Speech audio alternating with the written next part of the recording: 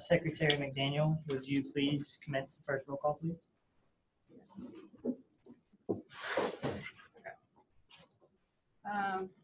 President Timpleman. Here. Vice President Seeley. Here. Treasurer McLeod. Here. Parliamentarian Hicken. Here. Senator Lunsford. Here. Senator Jawad. Senator. Oh. Here. Senator Parrish. Here. Senator Jacobs. Here. Senator Schwab. Senator Allure. Senator Hood. Senator Fort. Here. Senator Freshour. Here. Senator Nagarajan. Senator Shaka. Senator Bell. Here. Senator Method. Here. Senator John. Senator Sweetland. Here. Senator Camarillo. Senator Meek. Here. Senator Robertson. Here. Senator Romero. Senator Adams. Here. Senator Daniel. Senator Dukes. Here. Senator Farouk. Here. Senator Jackson. Here. Senator Johnson. Senator Rivera. Senator Catherwood. Senator Golden. Senator Morrison. Here. Senator Mosley. Senator Agudello. Okay. Senator Hart. Senator Strong. Here. Senator Copeland. Here. And that is all. All right, guys. At this point, we're going to go over last week's minutes. Is there any discussion over the minutes? All those who approved last week's minutes, please say aye. Aye. All those who oppose? Any abstentions? Is there anyone here for open forum? No? Okay. We have Dr. Tidwell here to speak with us for speaker's podium today, and so I'm going to let him do his thing. Please ask a lot of questions if you have any, and we'll get that going. Great. The floor is yours. Yeah, thank you all so much for the invitation to come out today. It's not often that I get a chance to speak with you. I think is it the executive team? Is that the official name? Thank you. Executive board. Met with them a couple weeks ago and shared with them a little bit about what we're doing university-wide. As you all know, I got here in January of this year, and immediately we began the strategic planning process. And how many of you were on student government last year? Great, so most of you, great. So you all remember when I came out and we talked a little bit about kind of where we were going and what we were thinking. There's no exam on it or anything like that. Not that that's kind of the number one thing on your list of things to remember. But we have continued to move forward with that as I promised. We are now ready to kind of establish both the mission of the university and the vision of the university. Our vision going forward for the next several years will be very simple. We want to ensure that we are at the University of Texas at Tyler, the educational and economic driver of all of East Texas. So when you think of anything higher education wise, even K-12 wise, the University of Texas at Tyler will be involved in that. When you think of anything in terms of economic development or business or anything dealing with the financial welfare of the region, again, we want to make sure that we're at the core of that. All major universities have a significant impact, really within about 100, in some cases 200-mile radius of their campus in both of those key areas. And so we want to ensure that we are doing that. And the really phenomenal ones reach well across state boundaries and in some cases even national boundaries to have an impact. So we're not there yet. That'll be our next step. But our first step is to make sure that we are of significant service to all organizations and individuals in East Texas. So that's kind of the broader vision. We're not going to be there in 2 years or 3 years or 4 years. That's going to take some time to get there. But it is important that we set that goal. The real thing I want to talk to you about today is the mission statement of the university, which is based on what we call 4 pillars. And those pillars are very simple. The first pillar is that we want to ensure that every single student at the University of Texas at Tyler is successful. Now, success is defined by you. It's not the administration's job or even your faculty's job to define what success is for you. Some may be going into accounting, others may be going into the pharmacy business, some may be school teachers or nurses. So it's up to you to define what success is for you, and then it's our job to ensure that you're successful. I'll come back to that more in a moment. The second pillar that we're basing our mission statement on, and really our strategic plan, is on making sure that all students are engaged. Now that means not only you are engaged with us, with the rest of campus, your faculty, the alumni base, which are really, really hungry to get involved at the university, but that we're also engaged with you as well. And so it's a two-way relationship. Again, I'll come back to that more in a moment. The third pillar is research. Now, how many of you have done a research project? And I don't mean like for classwork, but kind of an outside research project with one of your faculty. Great, so a handful of you have. Well, we would like for that to be 2/3 or more of the students on our campus. And so we're putting together some programming via the faculty and faculty senate to make sure that that happens. We believe that students who are engaged in research will not only do a phenomenal job with those research projects, but they tend to be better off in their career search. The last thing that we're going to focus heavily on is that community engagement. Now, I know that you all in this group are heavily engaged, not just in the local community here on campus, but beyond the campus as well, as are our fraternities and sororities, our athletic programs. A lot of the clubs on campus are already doing this. So we're not talking about charting any new territory necessarily. It's about capturing what you all are already doing and then ensuring that we can resource the vision that you all might have to continue to expand your service to the region. East Texas needs the University of Texas at Tyler. And so we want to make sure that we are there to assist where needed. So that's kind of where we're going strategic planning wise. I think we've set up a couple meetings for next week. Does that sound right? I think one in the morning, one in the afternoon, where I'm going to bring a PowerPoint and we're going to actually lay out kind of the broader plan because I want to get your thoughts and perspectives on some very key and specific elements of that, because at the end of the day, 75% of it is about you.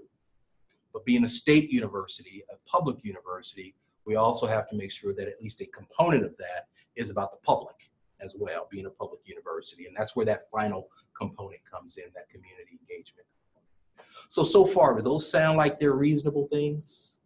Things that we should be doing, kind of focusing on our core business, which is student success, student engagement. Am I missing anything big? So come on out. I think my assistant Janet's going to send an email out to the entire campus about those dates. We've got 2 dates, again, one in the morning, one in the afternoon. Would you like me to provide those times? You have them, yeah, by all means, please. It should be Monday from 2 to 3 and Tuesday from 9 to 10. I'll double check that and make sure.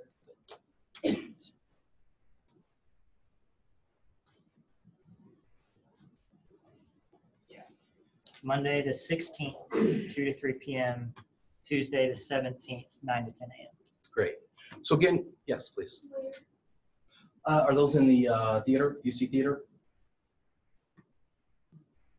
There was no actual location set just yet. We'll send that out, but more likely than not, it's in the theater. That's where we put all these sessions. We'll make sure we get that out to you all. So please try to come, bring some of your classmates. We want to make sure that we've got great representation from around campus. Because at the end of the day, as I continue to tell the faculty and the rest of the team, this is not the president's plan, strategic plan necessarily. It's the plan for the whole campus. When it's all said and done, we want to, again, make sure that you all are successful. So any questions about that before I drill down into a more specific conversation element that I want to have with you all?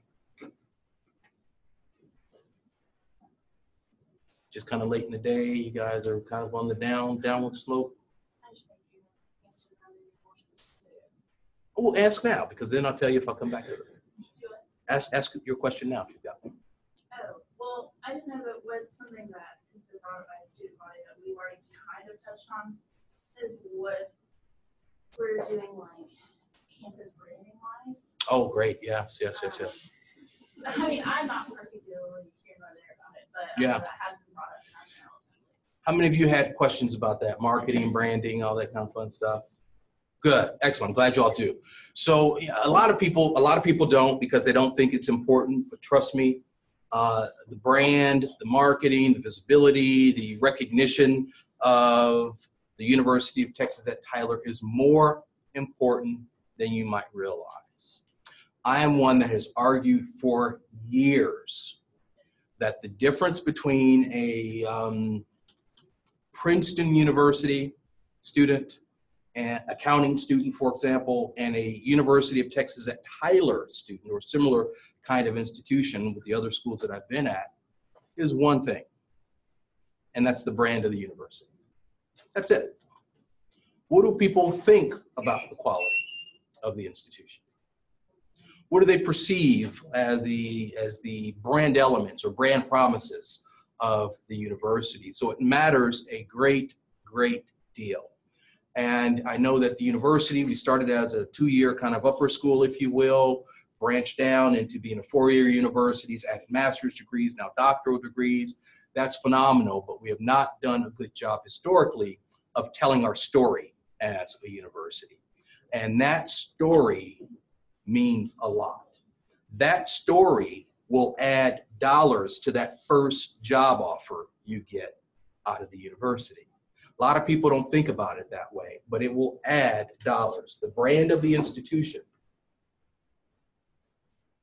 has a significant impact on whether or not you get that interview, whether or not you get that job offer, and if you do get the offer, what number they're going to put on that contract. Doesn't mean that you know any more or less than that student that might be graduating from Princeton. It just simply means that the brand of the institution is more relevant in some places than it is in others. And so we're going to make sure that the brand is relevant here at the University of Texas at Tyler. We have a very, very strong UT, if you will, brand, being part of the UT system. But the question is, what does the at Tyler mean? And that's a question that's been very difficult for people to answer. And so we're starting to answer that question right now. In fact, our new VP of marketing, he's been here all of about 2 months, is on a retreat starting today with the marketing office. He has completely reorganized that operation in a very short period of time. He now has teams that will be working on very specific projects in very specific areas of campus. They're going to be meeting with you all soon, I think, next week. Great. So coming out to talk to you all about some of the great things that he's going to be working on. And so he's getting ready for you all by having this 2-day retreat. And they're not even here on campus. They're off campus having this conversation because it's that serious to the impact, the influence, and the growth of the university. We have done, I think, a phenomenal job of growing the institution. You all are evidence of that. Smart, capable students. I can only imagine what we're going to look like when we actually start telling people how great we are. And so it's going to really, truly take us in a direction that I don't think any of us ever thought was possible. Does that answer your question? All right. Oh, yeah. Yeah, he'll have a lot of details. More questions before I drill down? Yes, sir. Regarding the research projects, does that extend to underclassmen or upperclassmen? That's, if you are a UT Tyler student, you will have access. Whether you are first year, 4th year, graduate student, doctoral student, you will have opportunities to work with professors on research projects. Yes, ma'am. I really like that idea a lot. I feel like only a handful of students get to do research projects, like the honor students, Yes. or someone's biology or something like that. Yes. But I think it's really cool because it's really applicable in really any field, whether you're education, nursing, or biology. Absolutely. So, Great. And it's not just traditional research projects. We know that the arts don't really do research, quote unquote, but creative works. If you're a musician, maybe creative works associated with that. Yeah, we want to make sure that much as we are allowing success to be defined by your discipline, that research and scholarship and discovery is also defined by your discipline as well. More questions? So the big question is, how are we going to move all of this forward? We're in a situation right now on campus where, as you all certainly, I'm sure you've heard, maybe even read, that our most recent legislative appropriation was not what we hoped it would be. In fact, I think not just every UT, but every public university in the state of Texas had an adjustment in what we call the special items budget. Special items funds a number of different things. It's different for every campus. And so our budgetary hit this year on the negative side was about 5%. Actually, it was about more like 6%. We recovered a little bit of that on the back end, which took us back up to about 5%. But we're still struggling right now. And I don't say that in to scare you in any way, but we're making some adjustments on campus. We're working university-wide to become more efficient. One of the things we're doing is we're going paperless as a campus. We're introducing some new technologies on campus because we spend tens of thousands of dollars every single year on paper.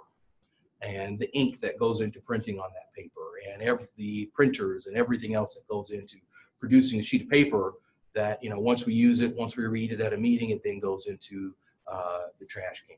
And so we're trying to adjust the way we look at our resources, the number of classes our faculty teach, the number of students our faculty, number of students, I was gonna say the number of faculty our students teach, no, but the number of students our faculty teach, not to enlarge your classes to 300 or 400 kids, we're not doing that at all, but just making sure that every single faculty member, every single staff member is working at peak efficiency. We're looking at all positions on campus, not firing anybody by any stretch. We haven't let a single person go due to budgetary concerns. But as people leave the university, as people retire, those kinds of things, we are reassessing whether those are positions that we should hire someone new back into. And if so, then we'll do that. If not, then we may move that position to another part of campus where there is a bit more significant need. So just trying to be smart with how we manage your tuition dollars, your state tax dollars. We want to make sure that we're making full use of those. But the other side of that, kind of two other sides of that, are tuition, as you can imagine, and fees. That kind of goes into one category, but also fundraising as well. So we're making some big strides. I'll talk first about fundraising in terms of how we do development. Development is, when we go out, we talk to a potential donor about making a contribution to a scholarship or to building a new building on campus or to funding some other project on campus, and then they make that financial contribution. And so we are reorganizing that entire operation right now. We are in the process of searching for a VP of fundraising. We've hired a firm to help us in that process, and we have every confidence that we will secure a great executive to help us rethink how we're doing fundraising on this campus. Tyler is one of the most philanthropic communities in all of the state of Texas. And so we want to make sure that we're maximizing our opportunities to bring new resources into the university.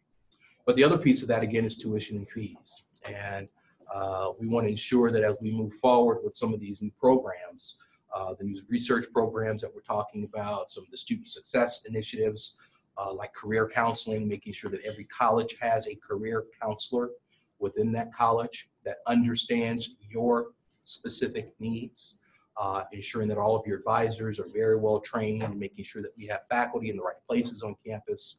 We want to ensure that we have the resource stream via tuition and donated dollars to make those kinds of things happen. So student success will be a really, really big thing as we move forward. I think we've got some meetings coming up to talk about a potential tuition increase, maybe a slight increase in fees as well, because student success will be important as we move forward. But the engagement piece will be equally as important as we think about it. We want to make sure that the trails that you all enjoy, that the clubs that you all are all part of, all of the great things that happen under Dr. Patterson in student affairs and student life, all of those things have resource needs because cost of doing business obviously increase on an annual basis. And so we want to make sure that we're able to do those things.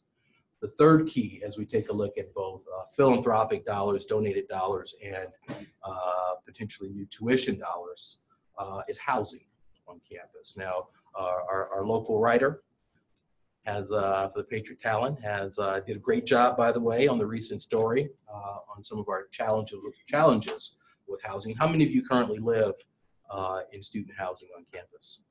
Okay, great. So the vast majority of you do. How many of you have a roommate?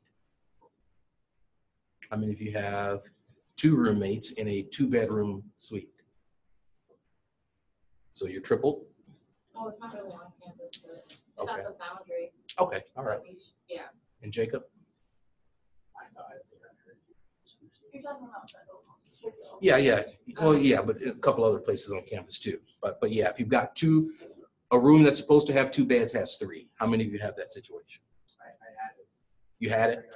Okay, great. You got out of it, is that what you said? I went to the reservoir and I was like, I can't get out of here. Okay. And you were successful. I was successful. All right. Good. So we knew in kind of midsummer that we were going to be over 100% in capacity in our residence halls. Unfortunately, it takes more than 2 months to build a new residence hall. And so we are looking at some new housing right now. And there are a couple of different ways to go about doing that, one of which is what we call a public-private partnership, where you may partner with a firm that will put up all of the resources. You simply give them the land. Actually, it's kind of a long-term lease of the land. We still own the land, the ground, the dirt, if you will, but they will build a residence hall or an apartment complex. We kind of negotiate what that'll look like without us having to pay a dime for it. All that we have to do is require that our students live there. And so if you're going to be on campus, it's required that this is one of the many options of places where you might live. So that's one option. The other option is to do it ourselves. And so we are looking at both options right now. And obviously, as you know, the room and board that students pay pays for, at least in part, some of the housing costs. But there are a lot of other costs associated with that come out of general tuition and fees. And so that's another reason why we're looking at an adjustment in the way we do tuition and fees, is to make sure that going forward, we don't have these kinds of challenges with housing. Again, enrollment's increasing without us doing a whole lot. And so you can imagine, once we really get the brand right, once we really get our enrollment management strategies like, we'll be well over 5, 6, 7, 8% growth, I think, over the next 4 to 5 years. I wouldn't doubt in the next 10 years if we're not well over 15,000 students as a university. And I don't mean students who are kind of living at home and coming into campus, as a lot of our students do. I mean, with a majority of those students wanting to live on campus. And so we have to make sure that we address that both today with short-term solutions and tomorrow with more long-term solutions. Questions? Yes, sir. Okay, so you said about a 5% decrease, more like for the budget, about 5-6%. Mm-hmm. And then the tuition is going to be affected, or possibly be affected by that. Is it going to be about the same percentage, or? No, it's not a one-for-one. Our budget is approximately $100 million annually, but it's not a one-for-one. You know, students pay an extra $1 and that reduces, or even $100 or $1,000, and that takes care of 1% or a certain percentage.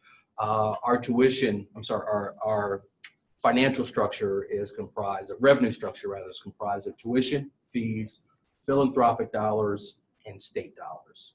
Some occasion it's grants or federal dollars, but that's a small number for us. Places like UT Austin have a large number in that category, but for us at this point, it's a relatively small number. And so when we talk about the need to have an adjustment in tuition, it will take care of a piece of that, but a bigger piece will be taken care of by the increasing number of students, the additional state appropriation we will have for that, the philanthropic dollars that will come in, and some of the efficiencies that we're going to be creating on campus as well. Another question regarding the extra housing.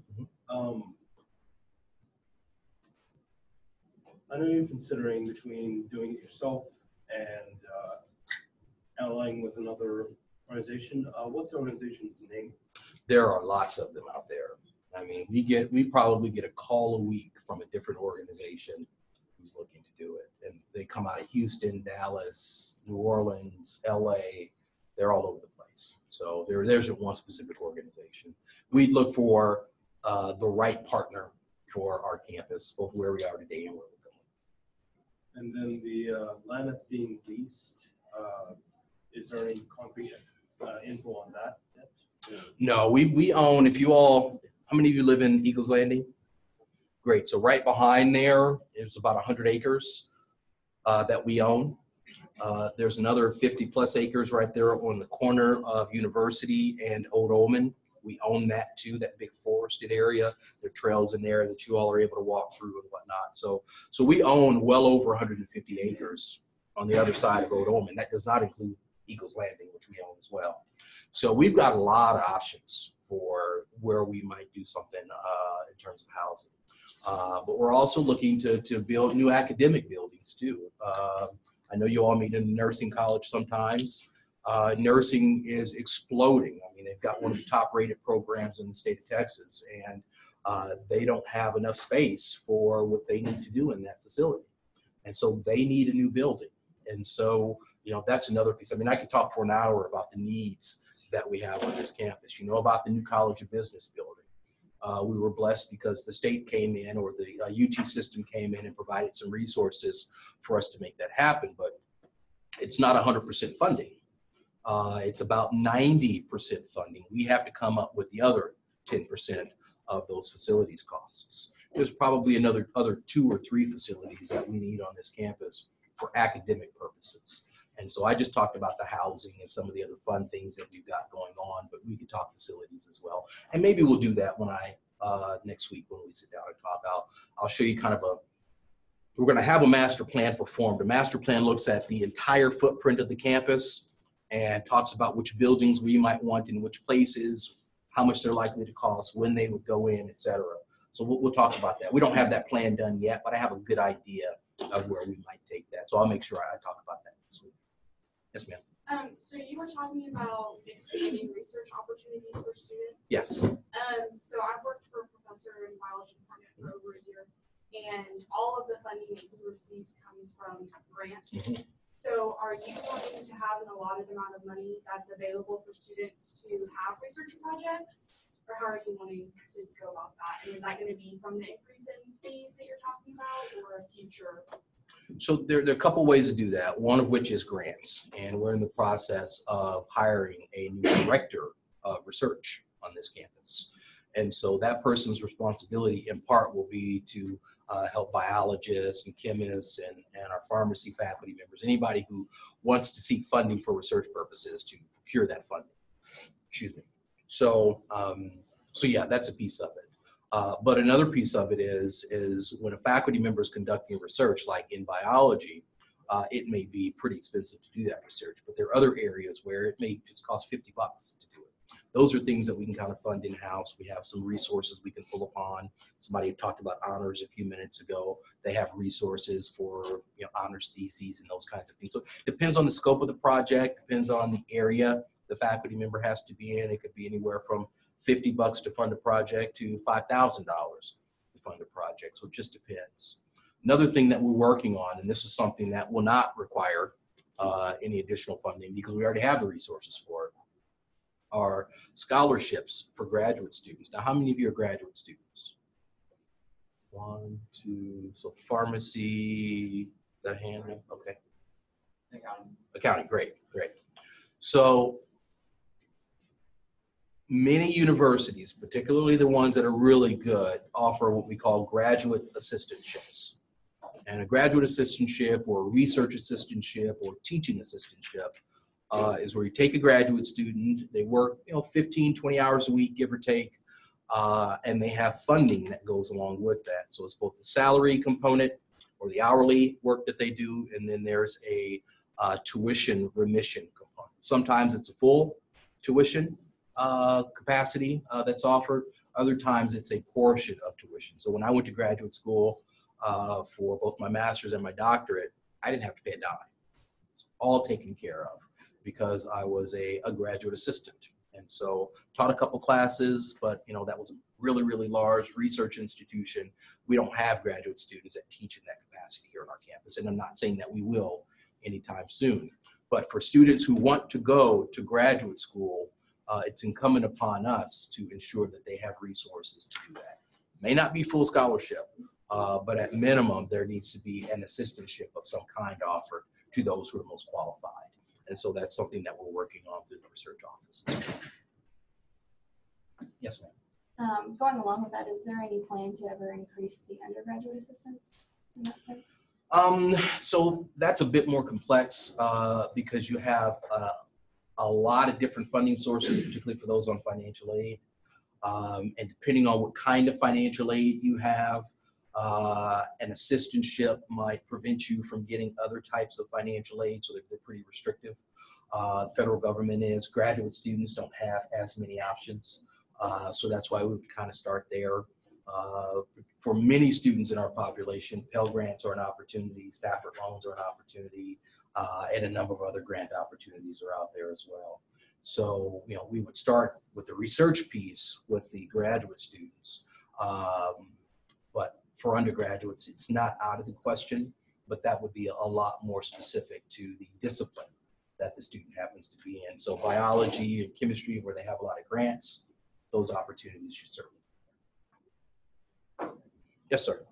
Along the lines of being successful, every student being engaged, what are some things you maybe want to institute on campus to create a culture of success and engagement so that students aren't simply just apathetic to all the changes that are going on? So, excellent question, getting me back into my wheelhouse. So one of the programs that we launched at my two previous institutions was what we call the Alumni Bureau Conference.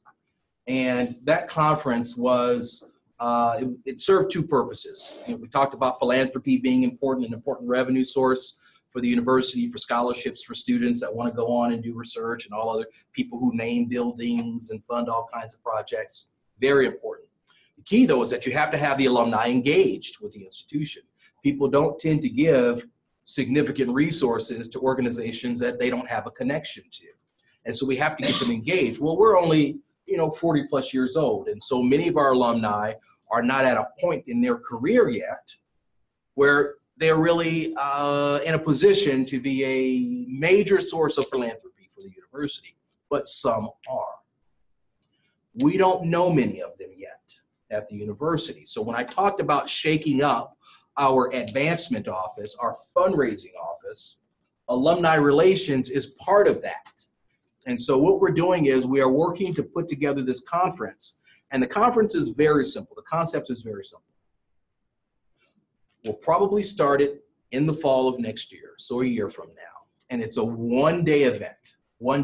But I have seen it revolutionize the lives of students and the philanthropic capacity of an institution. So we cancel all classes for one day. That tells you how serious this is. All classes on campus are canceled. Anybody who would be in class at 8 o'clock or 9:30 in the morning or 3 o'clock in the afternoon, whatever it is, you are assigned to go to this conference. Now, it's not your professor who's talking that day. It's an alum of the university. So if you're in nursing, we will have nursing alumni here. They're not here to talk about, how do you, fill up a syringe and give it to a patient. We're assuming you're getting that knowledge in class. Or, how do you do debits and credits? We're assuming your accounting faculty members are giving you that knowledge. And if they're not, please let me know, because that's a problem if they're not teaching you how to do that. But I know they are. I'm assuming what you all really want to know is, how did you become a partner in that firm? What did you do to become a millionaire at the age of 35? How did you start that business? Why did you buy that piece of property? And how did you put, such and such a facility on it and make $10 million in it? I'm assuming those are the kinds of things that you're not getting in class every day. I'm assuming. But those are probably things you want to know. I mean, most people like resources. I won't call it being rich, but you want to be successful. And again, success is defined by you, not me. It's up to you to define what success is. Well, there's an alum of the University of Texas at Tyler that's already walked the path that you're trying to walk. And so who better to provide you with the knowledge and the resources to walk that path? Every time I've done this program, we have had more than enough alumni come back. They always pay their own way to come back.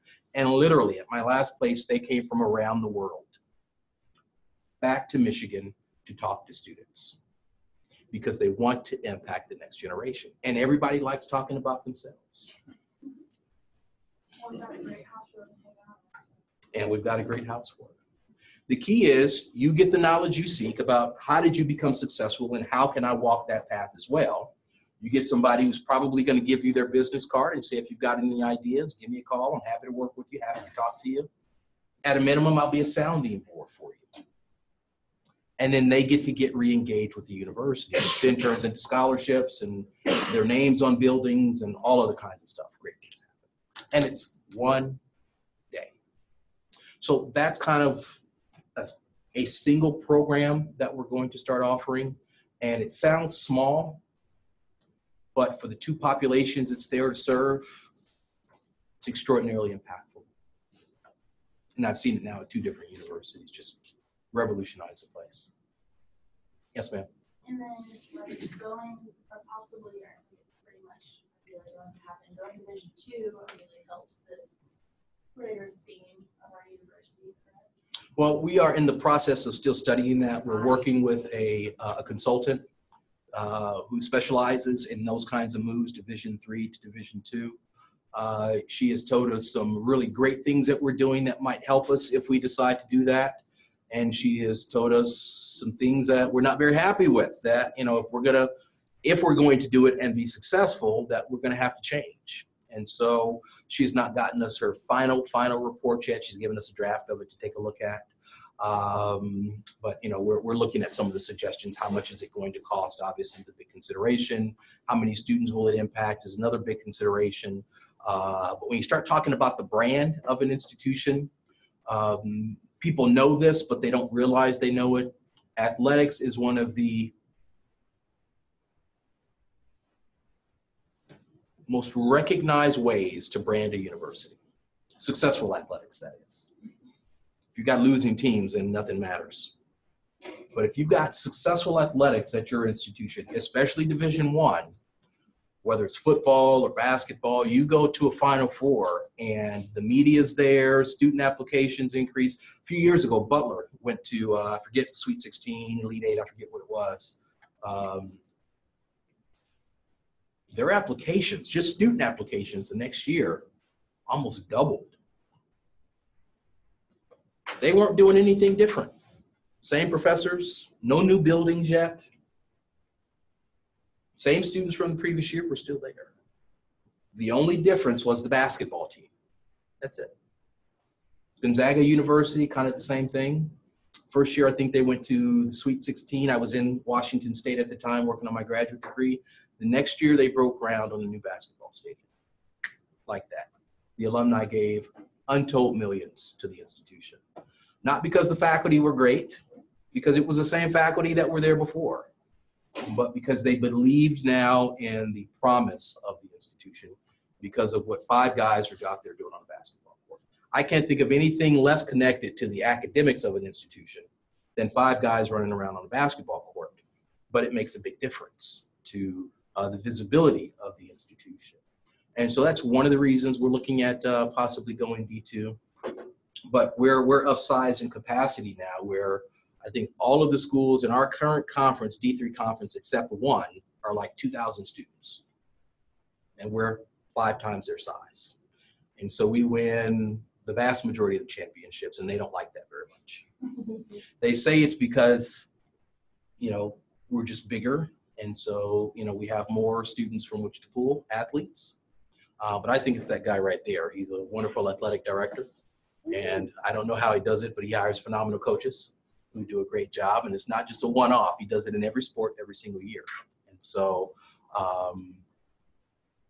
at some point, we're going to have to look at change our luck as we grow. Dr. Tippel? Yes, We have ma'am. a question from a senator on Zoom. John? Thank you. I was asking, I've really had same question in 2 parts, and that's the meeting and discussion you mentioned. It wasn't clear how much of that discussion would have implications for the extended locations, such as the Houston Engineering Center, and if then facilities would be made available so that discussion could be seen at those sites, such as putting it on Zoom. Yes, it will be on Zoom. Janet, my assistant's working on that right now, and so you all will get a link for Zoom. And so then that discussion would also, I'm guessing, highlight some elements for our remote sites, or are those not necessarily part of the current planning?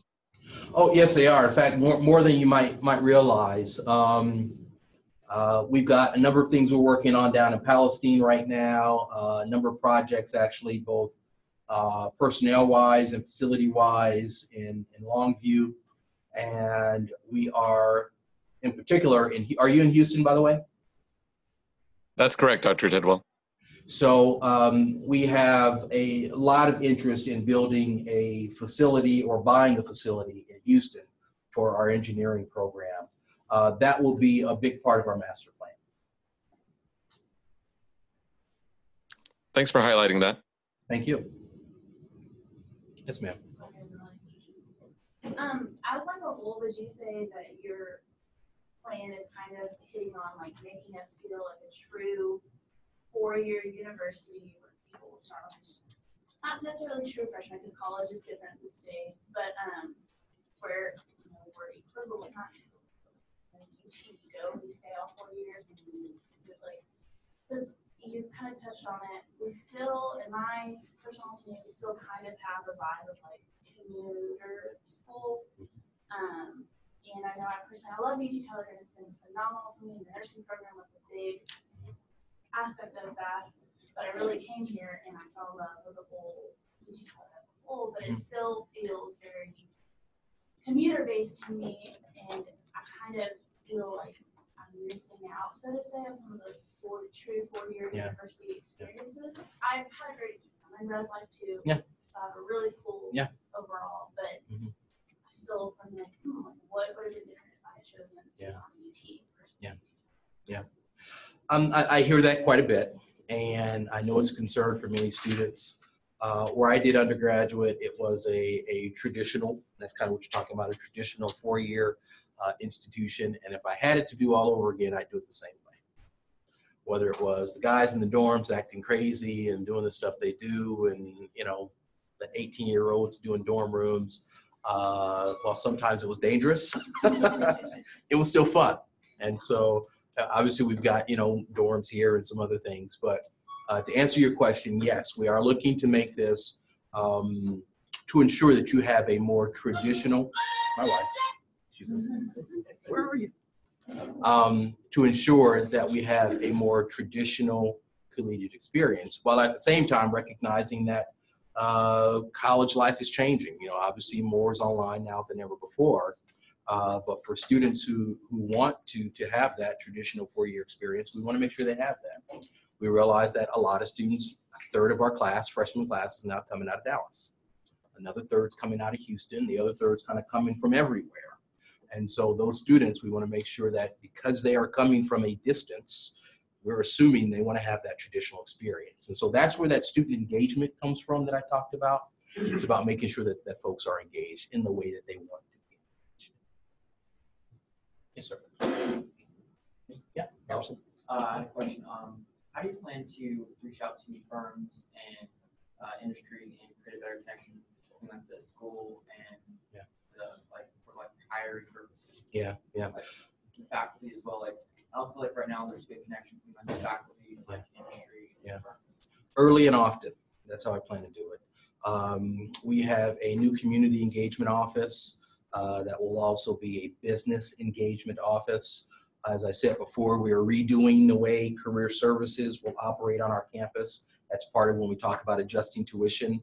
Some of those tuition resources will go into making sure every single college has a career services officer.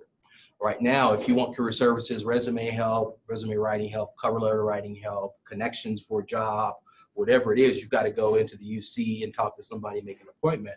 But when you get out of class, you should be able to walk down the hall from your class and get that kind of help and advice. And so we want to make sure that that kind of thing happens. Three, 4 jobs ago, I've worked all over the country in the accounting world, and I don't know what happens here. But our accounting students, when I was in Missouri, talk about the connections. We lived 3 hours from St. Louis, 3 hours from Kansas City, the major population centers, way up in northeast Missouri, almost in Idaho. No, not Idaho, Iowa and Illinois. So way up in the corner. In that accounting program, this is to talk about the connections that you just mentioned. the faculty of the accounting program were so serious about those connections and so consistent with making those connections that if you got into the accounting program, if you were good enough to get into the program, you typically, number one, went on for a master's degree because you have to have the CPA. It was a CPA track kind of program. But many students had job offers in like their junior year. They weren't going to graduate for 3.5 years. And they had written contracts from Deloitte, from Anderson at the time, and many of the other big firms. So it's about being serious and consistent with the connections that that need to be made, not just in accounting, but in finance, in nursing, in pharmacy, in biology, in chemistry, in physics. I mean, you know, we've got a big campus. We've got a lot of friends. We will do this. Not just that we want to do it. We will do it. It's part of what I've done at all my other jobs, where I've been dean at various institutions. And one of the things that attracted me to UT Tyler was the ability to come in and create that kind of connectivity on behalf of the students. Yes. Sorry. Okay. We had talked about it more in the EB meeting, but I think people haven't asked, but it's been a touchy topic with to go along with the branding. We kind of put your insight on Swoop. Yes. How many of you care about Swoop? Now. So about a third of the group. That kind of a hand back there. No, in the red tie. Can't see your name. That's not a hand at all. You don't care about Swoop? You cares. Okay. So yeah, Lucas will talk about this a lot next week, our VP of marketing. But when I got here, Patriots. Great. What's the mascot? Well, it's an eagle. Well, what does the eagle have to do with being a patriot? And then the explanation starts. Well, what's the eagle's name? Well, Swoop. What does that have to do with the Patriots? Well, I don't know. Some students came up with it, yada, yada, yada. What's, kind of the call sign of the institution? Well, talons up and swoop. Well, what does talons up have to do with the Patriots? Well, I don't know. So you keep getting this kind of disconnect. And so I really like Swoop. The Eagles was the mascot at my last place. Really liked it. They were all in. It used to be something else. They changed it and went full along with the Eagles and everything that goes along with it. I really like the Patriots. I like the Eagles too. My concern is there's a major disconnect between the two. And I know people talk about, well, this school does it and that school does it, but they've been doing it for 100 years. A lot of those schools. We're not that old. And in the day where you've got media everywhere and everything's being tweeted and retweeted, and if somebody's got to ask you what something means, you've already lost it. It should be really, really clear. There's no reason to have that kind of dissonance. So I don't know if we should be the Patriots or the Eagles or the Snapping Turtles or something else. We got a lot of turtles out there. Or something else, but whatever it is, let's just be that. Let's have that as our mascot, and let's just charge forward. And so I'm open to suggestions. I really have very little perspective on it, other than we need to be consistent. That's all. I think, like what you were saying earlier, if we are just one thing, then that'll help us with building our brand. I think a lot of people are so focused on just losing their Swoop or their Patriot, but I know plenty of people that graduate and they don't think about it a single second after that. Thank you. So, and I mean, everyone is totally entitled to their own thought process behind it, but I think if we start focusing on like the bigger goal for our university and like what's going to bring us back 10, 20, 50 years from now, I mean, it's going to be saying like, oh yeah, we were part of a really cool time in our university where we were changing for greater good. And it didn't, like, Swoop was great and we had him and awesome, but I think we as like senators are a part of the big body. We just kind of explain that to our constituents. Like, maybe you're not okay with it, but what would you like to see that would bring you back? The greater good of the university is a little more important in my opinion than saving Swoop.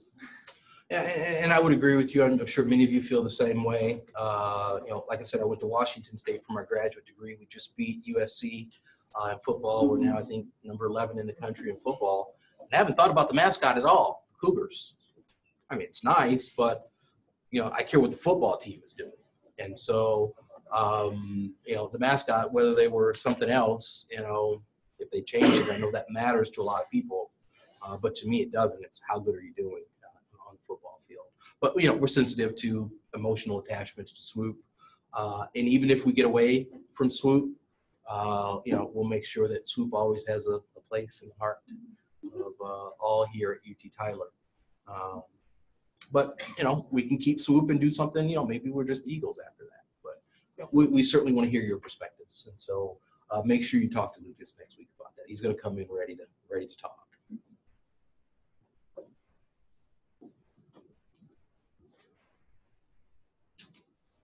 More questions? Yes, sir. I do have a question. It's kind of like under the community engagement section. So I'm a freshman. I just came from high school from Longview, Texas, like 40 minutes to here. And I know like a lot of colleges, UT Austin, Texas Tech, UT, have like a lot of regional offices. So they have like their recruiters and the college advisors like in Longview. So you go to their office and talk to them about admissions, about going, what do you do, essays, different aspects of the university. And I know we talked about the, being involved in this region, East Texas. Is there anything like already put in place? So is there like counselors for high school students like in Longview, in Palestine, or is this something we can do to, kind of have like a representative of the university right there for high school students so they can go to college? So at our Longview campus, yes, we do have administrators there. Obviously, their faculty there as well that talk about their programs at a moment's notice. Same thing down in Palestine as well. Houston, yes, but not as much because the programs are not as mature in Houston as they are in Palestine and Longview. When we start talking about being of service to all of East Texas, that is the model we're going for. There were 150 juniors and seniors on campus today. 170 on campus today, and probably 24 of their teachers and counselors were here. And so during their lunch hour, I went in and talked for maybe 20 minutes about what are we doing well as a campus? What should we be doing to better connect with your juniors and seniors who are looking? And that was one of the things that they talked about, was actually coming to the schools though, and having those conversations with the kids. And so I committed to them that we would be doing that in a more significant way going forward. It's one thing to have a location downtown that you can come to in Longview or Kilgore or whatever else. It's another thing for Dr. Patterson or myself or, department chair in some program to go to your high school and serve in that capacity. And so we want the more personal touch. And so that's where we're going to be going. Yes, ma'am. He brought up a really good point to me. I think it's very important to do that. Definitely here in East Texas and the community here that you brought up a good point. I'm from Houston. My high school, I was the only one who went to UT Tyler, and almost all of my friends went to UT Tyler. So is that an idea too? You brought up Dallas, like reaching out to those areas as well. I know you said briefly that there are some, but making it bigger and better, because I'm biased with the nursing program, but it's phenomenal and it's great, and it was that much more of a competitive edge for me to come here instead of UT Austin, because I knew I was going to get a more personal, smaller scale, individualized experience. And I think that's something we do need to address in those towns in Houston and Dallas. Whatever, but are we going to try to reach out more to those areas as well too? Yeah, and to put a big blanket over this whole thing, I commit to you all, I promise to you all, Dr. Patterson has heard this 1,000 times. Y'all don't need to worry. We are all over this. I gave you just a little snippet. We talked about conserving paper. I gave you that much of the strategic plan. The plan will, when it's all said and done, be 60, 70 pages. Put you to sleep at night if you want to read it when it's all said and done. But it will be thorough, and more important than the plan being thorough, it will be thoroughly executed, flawlessly executed. And so, I tell y'all not to worry.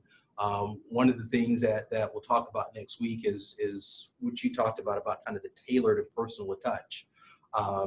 We have called, in fact, I think it was Dr. Patterson's idea, term at least. We're going to go to what we call a concierge model of service here on campus. So when we start talking about student engagement and student success, it's personal to you. So not just 1 to 1,000, kind of a shotgun approach, if you will. We're going to give everybody the same thing. It's what do you need as an individual?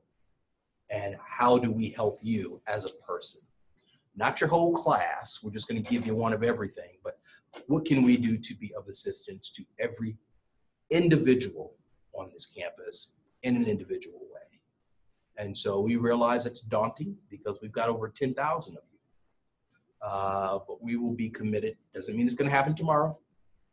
The plan is a 5-year plan, but we are moving in that direction. If you think about the experience you would have at a small private school of 1,000 students, you know, you're paying $60,000 a year to go there. You expect a personal touch. Certainly your parents do because they're paying the bills. That is the experience our students will have here at the University of Texas at Tyler, but not for the private school price. So that is where we're going.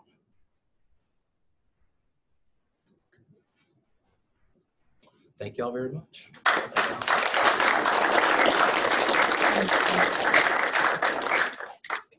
You gonna let you guys go? Let them get out of here early. All right, appreciate it. Thanks, folks. Thank you.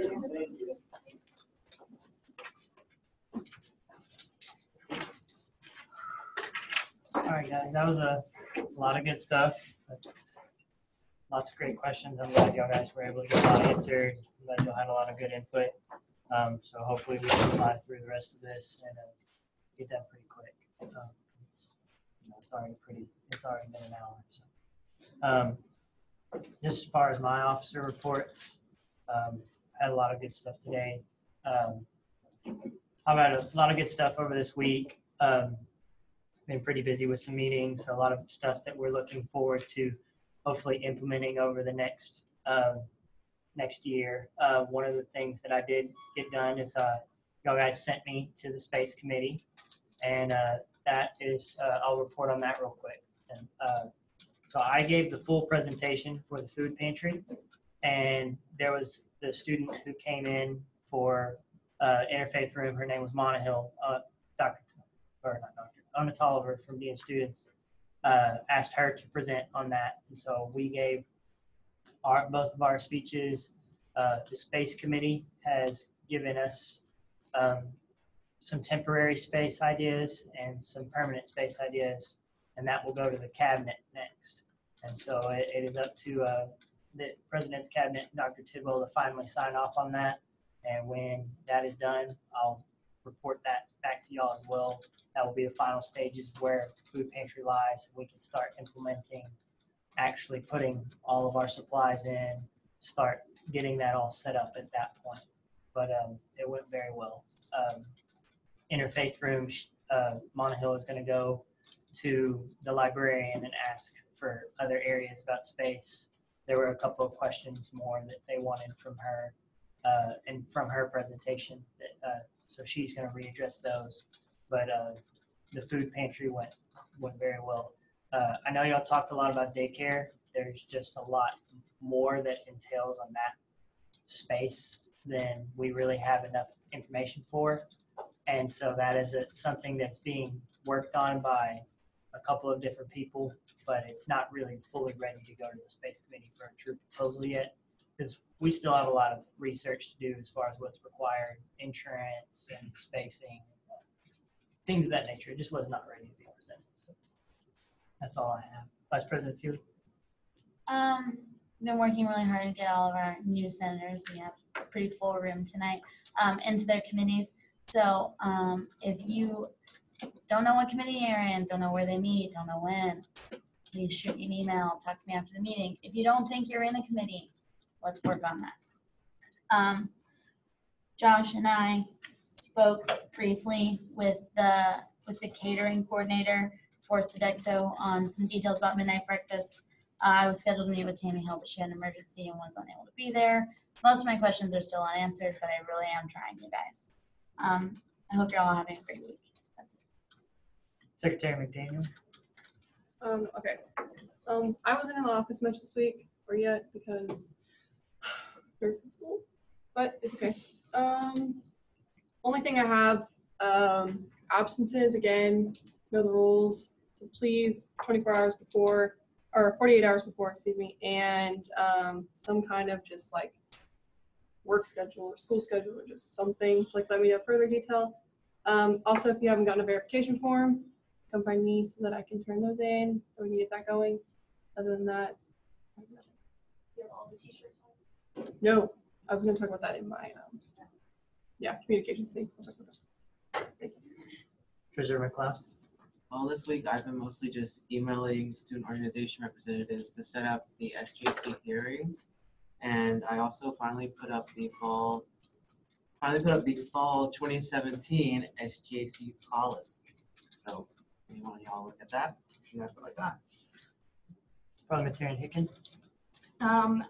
Hey y'all, I had kind of a crazy week, but I was doing makeup training sessions for the senators that got sworn in after we did that big training session with the McAllisters and all that. So I've been doing that. That was my main focus this week. Just want to reiterate a couple of things. If you come in after first roll call, you are tardy, and that is an absence. And so please just try to be here on time. You know, we always are going to stress making quorum, and that's part of it, being here before first roll call. So that's all I got. Student voice reports. We have student body at large. So I have two things for this past week. First one is there is a water fountain in the College Arts and Sciences building on top of the floor that has been out since I was a freshman. Also, it's been about a year now. It's ridiculous water. Then also, I talked to a couple of people in the food court area at the UC, and some people are upset about the fact that they can only get like one refill. I don't eat in mushrooms, I'm not completely clear on this, but what I understood it to be is that there's a chip on the bottom of the cups, that there's a scanner in the drink machine that scans it, and apparently you can only get like one refill within an hour. Well, if the student goes to eats lunch there, and then they refill their drink, and then they finish the meal and want to refill their drink again before they leave, they can't because of the fine. So I think that's probably a Sodexo problem, but I did hear some consistent complaints. We are supposed to have a full dining committee where students will be able to put their input in. We're working on making sure that stays full this year and that they actually get to put in a lot of input. And that's something that their regional people that are above even Tammy are very concerned about, and we want to make sure that we continue to do or do better this year. And so I'm appointing members to that committee right now. That's something that I think we could address there. And if they're not responsive to the members of the committee, then we can take it up further in GA. But I think that I would like to see that avenue be utilized for now and let them have a chance to be responsive instead of defensive. I didn't know that was done. It was not utilized as well as it should have been, and so we're going to be making sure that that's not the case this year. Anybody else from student body at large?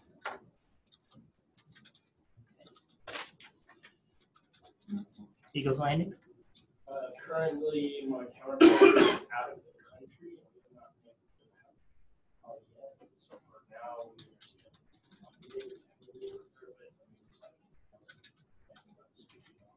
so far, the live, we haven't had any problems with the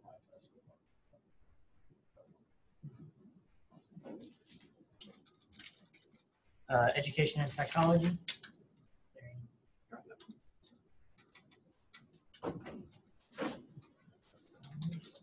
Committee reports, student life. Okay, so the committee and I had a really productive meeting. We talked a lot about the town halls for student fees, and I forgot to mention my officer report, but I'll take this opportunity now. We got some new information about that changes sort of how we approach this last week. We found out after the fact that there is a committee comprised of faculty, staff, and students that will be doing the legwork on a tuition and fee proposal. Such a proposal will be sent to the Board of Regents later this year, December. And it's our impression, Preston will be serving on that committee.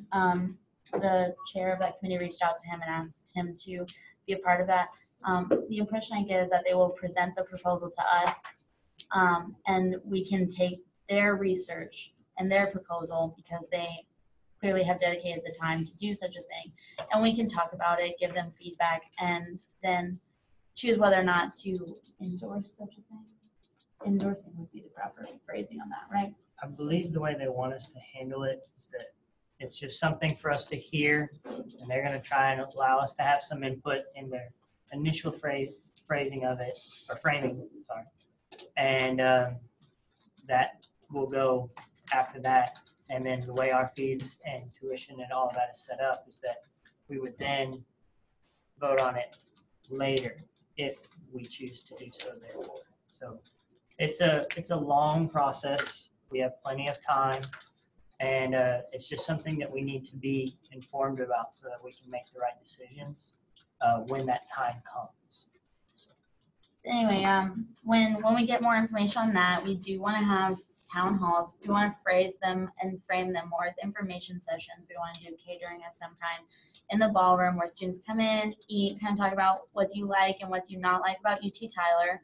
Okay, well, here's how we do more of what you like, and here's how we fix or change the things you don't like and get the things that you want. Money. You have to have it. You don't get anything that you want without it, almost. And then there was a pretty extensive conversation on a new event that we want to try and put together for the spring. It may not happen because it sounds like it's going to be a big undertaking, but we want to do something sort of like an SGA Olympics, like an outdoor thing with teams. It would be really fun. Get out there and be more engaged in campus, possibly on like a Spirit Week. We said like Patriot Days or Homecoming, right? Yes, okay. And so we're looking into the safety and cost of such a thing. But I guess I had a really productive meeting. Communications? We did not meet on Monday because I was at clinicals, but I did get an email back from the pop socket people of a quote, and I'm going to further discuss that with Josh and kind of figure out where we can go about for the budget, if we can use some kind of like the bigger budget, because like I want to use it for midnight breakfast and stuff like that. I need to figure that out within the next couple of days, maybe, because they need a 2-week kind of like head advance, and then they can get it to me hopefully by the midnight breakfast time. On Monday, we'll resume our meetings, and we're going to finalize t-shirt ideas. We already have a couple ideas out there, and I can kind of maybe shoot them on Canvas and that when we're done with the ideas so that everyone is aware. But we're going to get those ordered here soon, and same with the midnight breakfast shirts. That's all I got. SGAC? Okay, well, we met last Thursday and we finally approved the Financial Management Association for $419.37. And we have a meeting tomorrow, and so far we have one student organization that we'll be meeting with. That's all. Rules Committee? All right, so last week, we just kept going on the Constitution. One of the things that we looked at, and we're gonna talk about more tomorrow, is just a subsection in here that talks about the Student Senate having a record of absences of all members. So we're gonna address it because it's kind of vague and we don't really know what to do with it. But tomorrow, starting tomorrow, my committee is changing to 30:30, and it's gonna be in my office, UC 3411. So all my committee members know that already. That was the the next available time that everyone could be there.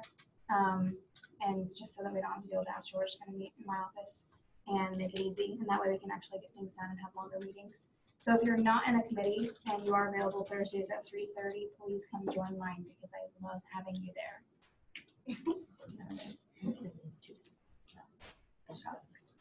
Student affairs? We did not get to meet this week due to a last minute clinical on my part, but it kind of worked out because a few of my members had work obligations. But we will resume meeting this Monday at 1:15. So if you're not in committee and you're available Mondays 1:15, student affairs would happily have you. And as of right now, we're still meeting kind of like right outside the third floor of the UC. Because I'm like, hey, I don't really like bothering with abstract. Private, so we just find an area, a quiet area, the third floor UC. 1:15 Mondays. At this point, is there any old business?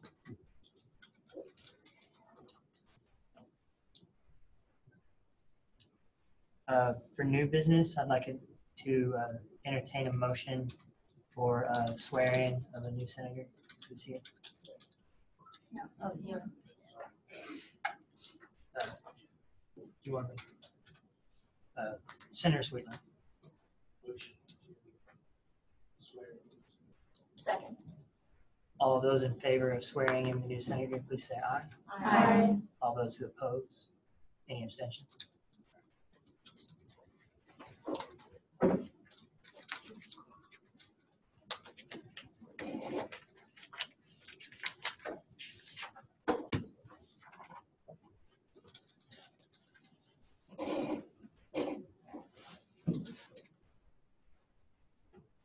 You'll raise your right hand.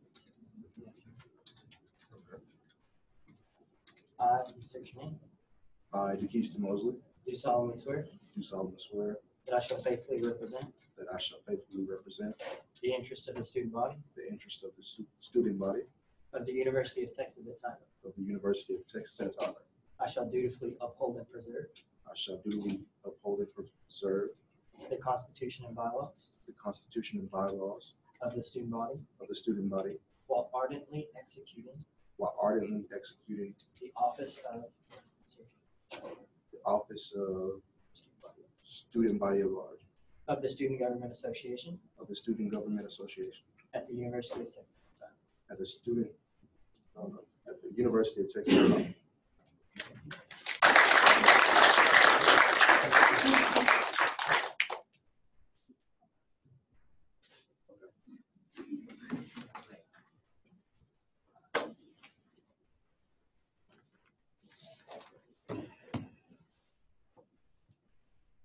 Is there any other new business? I'm sure you guys are all we've talked a lot today, even though we haven't gotten much in our business, so that was a good meeting. At this point, are there any advisor comments? Work with Janet regarding the 2 sessions you mentioned. Work with Janet and reach out to the professional staff at each of those distance campuses to set up new sessions in the classroom. Those distance campuses, the students have an opportunity in those campuses to do that because there's only so many Zoom seats available. So if a lot of people Zoom in for those sessions, that's going to hurt the distance campuses. So you really want to make sure that there's a opportunity for those students there. The judicial board met this week, and they will start. If there's any senators that are up for review, they will be contacted. So please make sure to respond back to them in a timely fashion. Let them know that you are able to meet, and if not, provide reason why. Every year, it's around this time, UT Austin, the system specifically, they send out information regarding the application for a student representative to the Higher Education Board and the application for the UT system student region.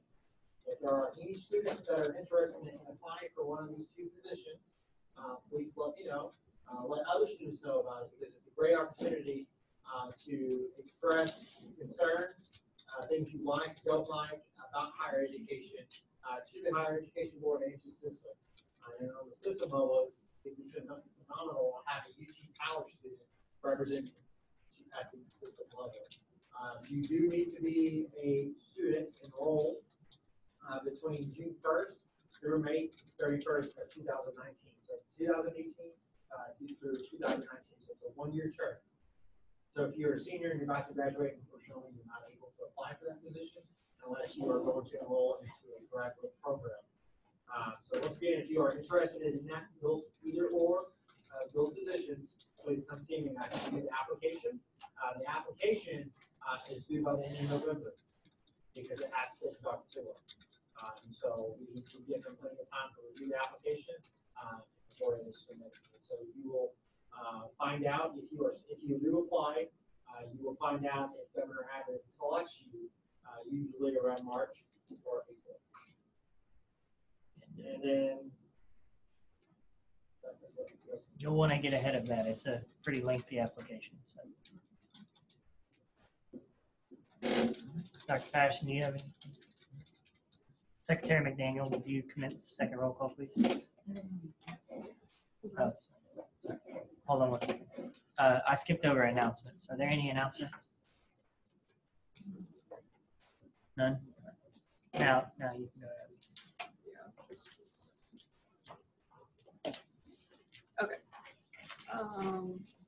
President Tippleman. Here. Vice President Seeley. Here. Treasurer McLeod. Here. Parliamentarian Hicken. Here. Senator Lunsford. Here. Senator Jawad. Here. Senator Joe. Here. Senator Parrish. Here. Senator Jacobs. Here. Senator Schwab. Senator Allure. Senator Hood. Senator Florick. Here. Senator Freshour. Here. Senator Nagarajan. Here. Senator Shaka. Senator Bell. Here. Senator Method. Here. Senator John. Here. Senator Sweetland. here. Senator Camarillo. Senator Meek. Senator Robertson. Senator Romero. Senator Adams. Senator Daniel. Senator Dukes. Here. Senator Farouk. Here. Senator Jackson. Senator Johnson. Senator Rivera. Senator Catherwood. Senator Golden. Senator Morrison. Here. Senator Mosley. Senator Agudello. Sorry, I won't stutter. Senator Hart. Senator Straw. Senator Copeland. That is it.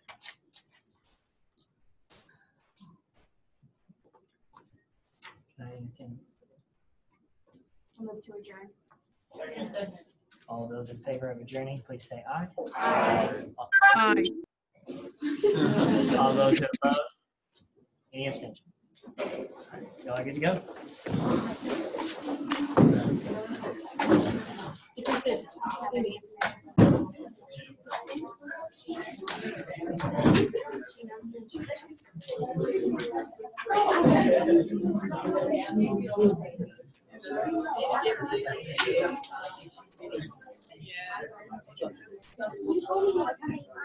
I'm wearing the same shoes. That's what I noticed earlier.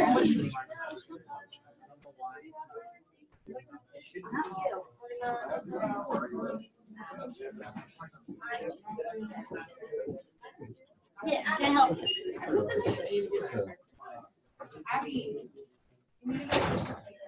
I got one. I have one of him and Brianna. I'm a senator for. Yeah. Nope. You ain't gonna do it. So mostly what we do here is, I know this week was a good indication.